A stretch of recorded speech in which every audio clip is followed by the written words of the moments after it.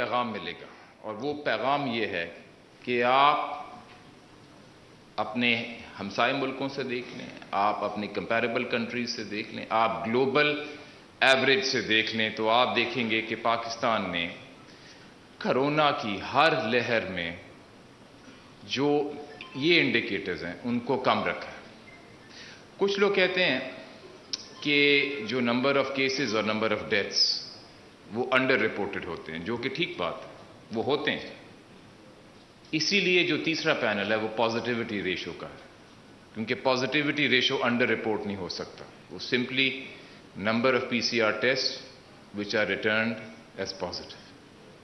تو کہنے کی مراد یہ ہے کہ پہلی چیز جس پہ ہمیں پاکستانیوں کو ایز اے نیشن فخر کرنا چاہیے وہ یہ ہے کہ اس وبا کی ہر لہر میں پاکستان نے گلوبل ایوریجز اور ملکوں کی ایوریجز سے اپنے کیسز کو کنٹرول کیا، اور معیشت کے لیے یہ اس لیے اہم ہے کہ اگر یہ گلوبل شاک اکنامک شاک تھا ہی پبلک ہیلتھ کرائسس، اگر پبلک ہیلتھ کرائسس کو ہم نہیں مینیج کریں گے تو پھر اس کی امپلیکیشنز ہماری اکانومی پہ بھی ہوئیں گے۔ تو ہمیں اپریشیٹ کرنا چاہیے جو کام NCOC نے کیا، اور اس کے ساتھ ساتھ ہمیں اپریشیٹ کرنا چاہیے جو کام اس کے ساتھ احساس کیش ٹرانسفر پروگرام میں ہوا۔ ورلڈ بینک نے، ایشین ڈیولپمنٹ بینک نے اور بین الاقوامی اداروں نے پاکستان کے اس پروگرام کی تعریف کی ہے کہ نہ صرف ان کو ہم نے برقرار رکھا ہے، اور میں دو چیزوں کا ذکر کرنا چاہوں گا۔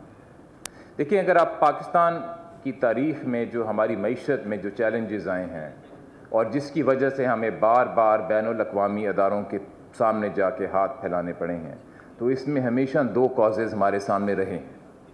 ایک کاز ہے ہمارا فسکل ڈیفیسٹ، گورنمنٹ کا ڈیفیسٹ، یعنی کہ گورنمنٹ کے جو اخراجات ہیں اس کی آمدنی سے زیادہ ہیں، ٹیکس ریونیوز کی میں بات کر رہا ہوں۔ اور دوسرا ہے ہمارا کرنٹ اکاؤنٹ ڈیفیسٹ، یا ہمارا جو بیلنس آف پیمنٹس کا مسلسل اس میں پرابلم رہتی ہے۔ ان دونوں فنڈامنٹلز کو میجر کرنے کے لیے جو پہلا ہے فسکل ڈیفیسٹ، اس کا جو انٹرنیشنلی ریکگنائزڈ میٹرک ہے وہ ہے ہمارا ڈیٹ ٹو GDP ریشو۔ ہماری گورنمنٹ پبلک سیکٹر کی کتنی ڈیٹ ہے ان پرسنٹ آف GDP۔ تو میں آپ کے سامنے ایک اگلا فگر چارٹ رکھنا چاہتا ہوں جو دکھائے گا کہ پاکستان میں یہ ڈیٹ ٹو GDP ریشو پچھلے 2 سال میں کیسے ایوالو کیا۔ اس وبا کے باوجود، کووڈ کی وبا کے باوجود، اگر آپ پاکستان کا ایکسپیرینس دیکھیں ان فنڈامنٹلز پہ جس کی وجہ سے بار بار ہمیں بین الاقوامی اداروں کے سامنے جانا پڑا ہے، تو کیا پرفارمنس رہی۔ یہ فگرز جو ہیں آپ کے سامنے IMF کے فگرز ہیں، انٹرنیشنل ایجنسیز کے فگرز ہیں۔ اس کے مطابق اگر آپ دیکھیں گے تو پچھلے 2 سال میں پاکستان نے اپنا ڈیٹ ٹو GDP ریشو جو ہے اس کو کم کیا ہے، اور ان کمپیریزن آپ دیکھ لیں کہ باقی ملکوں میں کیا ہوا ہے جب یہ وبا پھیلی۔ ملکوں نے ایسے بے تحاشا فسکل سپینڈنگ کی کہ جس سے ان کی جو ڈیٹ ہے وہ بڑھی، اور اگر آپ دیکھیں جو ایوریج ہے ایڈوانسڈ اکانومیز کی وہاں پہ تو تقریباً 18% وہ بڑھی، اور اگر آپ ایمرجنگ مارکیٹس کو دیکھیں تقریباً 10% ڈیٹ ٹو GDP ریشو بڑھا۔ ہم نے کم کیا، اور یہ اہم اس لیے ہے کہ debt to GDP is one of the 2 reasons why we have repeatedly had to go to international agencies۔ دوسرا کیا میٹرک ہے؟ دوسرا میٹرک ہے ہماری بیلنس آف پیمنٹس کا، کرنٹ اکاؤنٹ ڈیفیسٹ کا۔ بیلنس آف پیمنٹس کے جب پریشر آتے ہیں تو وہاں اکانومی اسٹینڈ سٹل پہ آ گئی تھی، اور یہ جو سارے میجرز آپ کے سامنے ہیں جو اسٹیٹ بینک آف پاکستان نے لیے، یہ سارے مارچ آف 2020 اور جولائی آف 2020 تک جو ہے یہ ہم نے رول آؤٹ کر دیے تھے۔ اس میں کچھ یہ وہ چارٹ ہے جو دکھاتا ہے کہ اس رفتار سے ہم نے ان میجرز کو رول آؤٹ کیا۔ یہ جو بیک گراؤنڈ میں ہے this is the number of cases per million in Pakistan, اور اگر آپ دیکھیں 2020 میں جس رفتار سے ہر ایک ورٹیکل لائن جو ہے وہ ایک اسٹیٹ بینک کا سرکولر ہے جو اسٹیٹ بینک نے نکالا تھا یا کوئی نئی اسکیم نکالی تھی، اور میں ابھی صرف اسٹیٹ بینک کا ذکر کر رہا ہوں۔ اگر آپ فائنانس ڈویژن کا دیکھیں اور باقی ایجنسیز کا دیکھیں تو آپ دیکھیں گے کہ حکومت کا ہر ادارہ بڑے پرویکٹیو انداز سے میجرز لے رہا تھا کہ اپنی معیشت کو کووڈ کی وبا سے بچائیں. اگر دوبارہ اسی پہ آ جائیں جو ساری ایگریگیٹ پکچر دے رہا تھا اس سے پہلی والی جو تھی. مجھ سے کچھ سپیکر جنہوں نے پہلے تقریریں کیں انہوں نے ہماری ایک اسکیم کا ذکر کیا جس کا نام ہے ٹرف. میں شکر گزار ہوں ان کے سپورٹ کا. ٹرف یہ وہ اسکیم ہے جو کہ آپ دیکھیں گے second from the top purple bar میں جو ہے temporary economic refinance facility. یہ اسٹیٹ بینک کی تاریخ میں پہلی دفعہ ایک ایسی اسکیم دی گئی اور اس کا مقصد یہ تھا کہ جو ہمارے صنعت کار ہیں ان کو ایک انسینٹیو دینا کہ ہم جانتے تھے کہ جب کووڈ آیا نیچرل رسپانس یہ ہوگا کہ انسرٹنٹی کی وجہ سے وہ اپنی انویسٹمنٹ ڈیسیجن کو ڈیلے کریں گے. نیچرل رسپانس ہے. اگر آپ کے خیال میں اکنامک فیوچر انسرٹن ہو گیا ہے تو اگر آپ نے کوئی بڑا خرچہ کرنا ہے تو آپ رک جائیں گے اور یہ مناسب ہے کہ فیصلہ جو ہے وہ بزنس مین ہی کرے.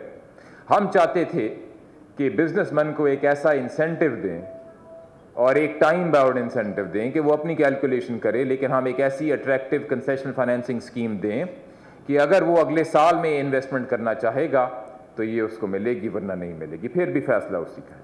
اس لیے ہم ٹرف اسکیم لائے.